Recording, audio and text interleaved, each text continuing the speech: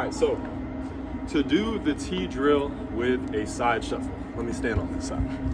To do the T drill with a side shuffle, you're gonna first set it up by putting a cone. So if you're doing this indoors or like in a basketball gym, you have a cone on the baseline. You're gonna have a cone straight ahead, both in the center. That cone straight ahead is gonna be 10 yards. So 10 yards is 30 feet.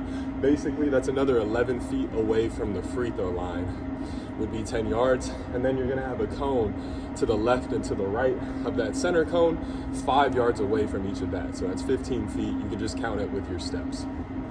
The way you're gonna perform this, you're gonna starting at the center cone on the baseline. That's this cone right here. You're going to sprint forward to the center cone that's 10 yards away. Then from there, you're going to slide to your right or your left. So you can go either direction, but you're gonna slide one way. Then you're gonna slide all the way to the opposite cone. Then you're gonna slide back to the middle.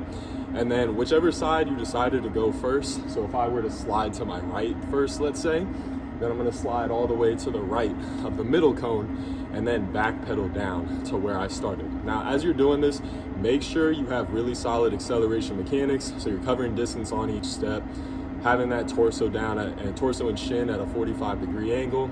You want to make sure that your foot is landing either behind or at least underneath your hip. And then you want to have very powerful, forceful uppercut-like arm swings. On the slides, make sure your feet are outside of your hips, so that way you can put force in the direction opposite of where you're trying to go. And then on back pedals, make sure you have long strides, getting your feet down as quickly as possible. Now, there is a variation you can do to this, and that will be in the programs that I write that you may be following. So the way I demoed this was with the side shuffle, right? Like I'm sliding. You can also do this with a cross step or cross run. So instead of sliding, right, I can also cross run where my feet are crossing over as instead. So you'll see that in the programs that I write, that sometimes it'll say a cross step or a cross run instead of just a side shuffle. So just pay attention to that, but it's the exact same drill.